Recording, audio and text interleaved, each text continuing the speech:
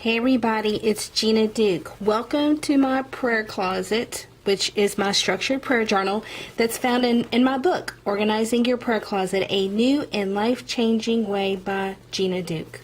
And this was the 2014 award-winning book by Christian Retailing for Best Book on Prayer. And it has 10 chapters of some really good prayer tips, but it also has 60 pages of structured prayer journaling. So that's one page a week for 60 weeks. And also my book gives you some really good tips on how to even use the structured prayer journal in case you're wondering how that works. And recently, Abingdon Press here in 2016 re-released it. This is a revised and expanded copy.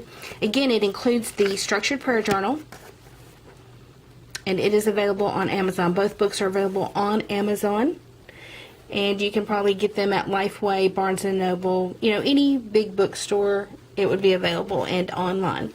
This is my setup for the week of September 11th, and I used Tim Holtz Vellum translucent paper because I'm totally in love with it, and really, if I was honest, I would probably use it almost every week. I love the way that it feels. I love it. I like rubbing on it. People who love paper will get this. And then look at how these birds just kind of shine through. I'm really a big bird person, and I liked how when you lay it down, how the birds really, you can just see them so much better. It's like an advertisement for like little bird cages. Isn't that cute? And so this was my setup. And then I've got like a little bottle cap over here. You can buy those at Hobby Lobby. It's got a bird on it. And then just my washi tape. This is cloth washi tape that I gotten from Michael's. The rest of this I've gotten along the way. One came out of a tube. The skinny one came out of this tube that I got at Hobby Lobby. And so anyways, it's just some good stuff. And I like birds, and I just had some feathers on it. And so anyways, that's what I used for the setup, and I really did enjoy it. So also with this setup, because it's brown, I used my Ink Joy brown ink pen that I really like. I really like brown. I like using different colors. So sometimes I try to use the color of ink that kind of coordinates with my setup. So I did enjoy that. But anyway, so this was how my week went down, if you want to take a peek in my prayer closet. Let's see. Well, this particular week I was thankful. This is the section where you give thanks and praise. And I was thankful we had to pay my younger daughter's tuition. That's one of the reasons I went back to work as a full-time HR manager. I'm an HR safety manager. And and I did that so I could pay for her college tuition and apartment and so forth, so nobody's in debt there. And it's really kicked my butt, but I am thankful. I want to say that I am thankful for that. I had a good end to my photo shoot. A couple of weeks ago, I told you I had a photo shoot because I'm in the middle of updating my blog, ginaduke.com. And so you'll see probably sometime in October a new look to that blog. Well, the day I went, it was still so humid, and we went outside that I had to shut the whole thing down, which I hated that. Well, we got some good pictures. And so I got to finish that up and felt like I came up with about 20 good pictures to use through the next few years for social media and different things and, marketing materials. And that's a big deal for me. That is a praise because I am so unphotogenic. There are some people who are really photogenic. I am not at all. So for me to get a good picture that I feel like really represents the way that I feel like I look when I look in my bathroom mirror and get ready to leave this house, I like for my pictures to look like who I think I look like. And so I am thankful about that. And then I'm also thankful that my editor, I've got message back. I've pitched a new book idea proposal, and my book editor did come back and say that she was going to pitch that to her team. So, she could have said that as a courtesy, or maybe something will really come out of that. I don't know. So, if you want to join me on praying that, it's about how to live a resolved life and how to basically overcome our our past mistakes, our offenses, and our embarrassing snafus. And so it's a really, to me, it's just a great book. I've got it almost half written, so it's helpful to me, if to no one else. But I think it would be very helpful to other people, so I hope it does get picked up. And a couple of publishers have passed on it just for the fact that they already had some similar type books in the works. So I'm hoping my publisher will pick it up this year. For next year, hopefully. But I don't know. So just praying about that. And God's in control of those things. So we'll leave it with Him. Under freedom and forgiveness of things that I'm struggling with, this particular scripture, Romans 6:6-7, says, the person that we used to be was crucified with Him in order to get rid of the corpse that had been controlled by sin. Because of a person who had died, has been freed from sin's power. Obviously, my glasses don't work that well. And so this particular week, as I read and meditated on that scripture, I often do think about the person that I used to be and wonder why. Why couldn't I have been a different person? I mean, I was such a wild child in high school and college, and I mean, I was raised in church. So why? Why was I like that? And that reminded me of some things that I had written in my book. And it's on page 57. And it talks about the Friday night ritual. This is when I was in high school. Was always the same. After a home game, we assembled at a local fast food restaurant, then caravanned out to Flatbridge, which is just a flat bridge. It was in a place called Colson's Orchard, which is between Franklin, Kentucky and Russellville, Kentucky. But it was a favorite meeting place of ours. It was while I was sitting on the hood of a friend's car that I had an overwhelming realization that God could see me and the sin that I was involved with. In that moment, the Holy Spirit was pricking my heart, and I knew the things that I was doing involving alcohol and promiscuous behavior were not pleasing to God. During my teen years, I had little interaction with the things of God and the reason is because when I was 13, my parents quit going to church, and then I quit going to church.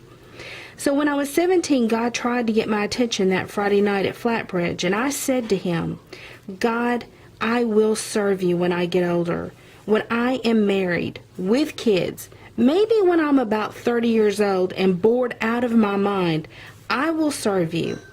But right now, I just want to enjoy my teenage life. And I remember having that conviction, and that would be my thought process. And really, the lie was I wasn't enjoying my high school years. I suffered with depression. I had bulimia. I had anorexia. But anyways, I'm telling myself that I don't want to be weird and be a Christian and act like a Christian. But anyway, so the funny thing about that is eventually I did marry, settled down, went to work, had babies, and by the age of 27, I knew God was calling me to women's ministry. After a few years of trying to figure out how to develop this ministry and frustration, I asked God why He hadn't spoken to me when I was younger so that I could have done things differently in order to live out this calling. You know, I'm thinking I would have went to seminary. I would have went ahead and graduated college, went on to seminary instead of getting married and marrying the wrong person. I would have done things differently had I known that God was calling me into ministry is what I think. And so He reminded me of that night that I sat on the hood of a car at Flatbridge and told Him that I would serve Him later. God waited patiently until I was in my 30s and serious about serving Him just as I had requested. Now, obviously, He didn't have to honor that kind of request because He's the one in control, not me. And I'm thankful for the grace that He gave me and allowing me to live and then to even still calling me later into ministry. But I tell you, I struggle and think, why? You know, I was raised in church. Why didn't I do things differently or realize that a lot of my issues was because I was not serving God? And, you know, but the truth is I was just so, you know, not focused on higher things and not allowing the Spirit of God to work in my life. If I'd allowed the Spirit of God to work in my life, I would have made different choices. But I was obviously making serious choices then. I don't want to live for you right now. And so I just have to close that chapter and go, you know, those were decisions I made. God was still faithful. See, let me tell you, I could pine away for a do-over. But the truth is that God's restoration power is so much greater than a do-over. I can't go back and redo those years, but I can live in the restoration that He has given me, that He restored those things to me that He was trying to call me to when I was younger. And so, and I hope that's an encouragement to you. That's some of what my book is about living the resolved life. And so it's really on me right now as far as additional content and thinking about that. I hope I get an opportunity to share it. I mean, if nothing else, I'll publish it myself. But I would love for this book, and I think this is God's direction too, is that it get picked up by a publisher. This is my prayer petitions. So I had just a few. And then if we flip over here past my lovely vellum translucent paper, you'll see that out of those, 6, that 3 have been answered. Over here is my notes section. I just made a note. My mother's having some good days, even though she's in hospice care. And thankful for that, because she goes through times where it's really bad and then it's really good. So just making a note as I kind of document her journey of her last years. I had begun to make some notes here that if my publisher doesn't, this is before I got, you can tell, we're over here where I make this statement about my editor. I'd finally gotten an email on a Friday that she was going to pitch it to her team. Before that, I had journaled this saying, you know, if my publisher doesn't pick this up, there's some other book ideas that I have. I may go ahead next year and pitch some of my other book ideas to some other publishers. And it's something I'm just praying over. See, in my book, in the content part of my book, in the introduction section, it ends with a quote that is so helpful for prayer life. It's my favorite. It's one of my favorite prayer quotes. It's by Charles H. Brent. Pray with your intelligence. Bring things to God that you have thought out and think them out again with Him. This is the secret of good judgment. I love that, because it's a lot of what I do in my prayer journaling time is I am thinking through what my next steps may be, and I'm prayerfully doing that. This is my time of prayer, and so I'm seeing if I get any leading from God. And then as I had made this kind of thought to do this, all of a sudden I get a note from my editor, and it had been weeks I'd been waiting, and I'm thinking maybe she won't even respond to my email. And so that is going forward. So this is definitely on hold, because at this moment this is going forward. So that's what I love about structured prayer journaling, is just making these little succinct notes that kind of give me a clearer path. And usually God is at work with me in this process. So I'm thinking maybe this over here, but then all of a sudden He goes, no, we're doing this right now. So that's on hold. My heart and my passion, just some little things that I'm feeling this particular week. And one of the little notes I made is, I just don't feel like being on all the time. And when you're in public ministry, I mean, it can be much more grueling, because you worry about what people think about you when you do certain things, when you don't do certain things, when you say this or you say that. And a lot of this is just self-inflicted. Like, there's probably a lot more people that just really don't care. But, you know, I try to be aware, but it is hard to be on all the time. There's a great expectation. So I really, you know, lift up your pastors, people on your pastoral staff, because a lot more is expected of them than other Christians, and just people in general. So it can be overwhelming sometimes. Ambassador notes, these are the people. I had a good week of just witnessing to other people about various things and through various ways. So I want to continue to pray about that seed that I've planted. Insight and updates. These are just little notes that I made that was either in relation to things I'm praying about here, or maybe things I've prayed about back in here that there wasn't any room to pray there, so I just noted it here. Sometimes I go back and make it on the page where I've made that entry. Sometimes I do it on this particular page. Okay. Again, my paper. Ears to hear. You know, one of the things, this is where God gives me things, sometimes things to do or just thoughts or whatever. Sometimes it's ministry related. So God has really been giving me new content for my book about living the resolved life. And so I'm hoping that is meaning that I'm going to get a book deal and I need to be, you know, finishing up my book. But again, I have no way of knowing that. I'm just trying to be faithful to what He's giving me, so I can be prepared for whatever He might do. And that's important. When we're waiting on God, because only He can make this happen. There's still in Isaiah, is it 40:31, where it says to mount up like wings of an eagle? And the mounting up is that preparation time. So I'm trying to mount up and be prepared for whatever He might do when we're waiting on God. And I'm letting Him know I hear Him about something He's dealing with me about, and I don't even know what I'm going to do about it, but I'm praying He's going to help me to be obedient in that thing. I made a note here.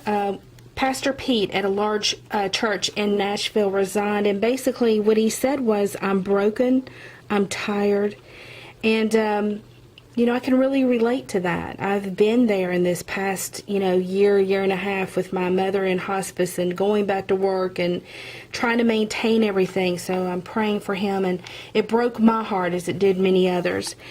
And then the other note is the gas shortage. We've had down here in the southeast a gas shortage because a major pipe broke. And so people were rushing to the gas pumps. And I mean, in our little town, like, gas started going up, and then another town which is larger than the town I live in was completely out of gas that Saturday. So people are scrambling to get gas. And you know, just when you think about, we are living in the first world where we have a lot of things at our fingertips, and all of a sudden, to not just something like that, we can lose just electricity for weeks, or power, you know, when there's ice storms, we can lose gas, and just how quickly we can go from being so self-sufficient to really feeling like we're in a critical situation. And it just reminds me how truly dependent we are upon God's grace and graciousness. And it takes things like this that I think are good for us, that unspoil us from the way that we live most of the time, and really just say, God, really, I couldn't make it one day without you and what you provide through your grace and provision. So that was my week of September 11th. Thank you for stopping by. Don't forget to plan to pray, and happy prayer journaling.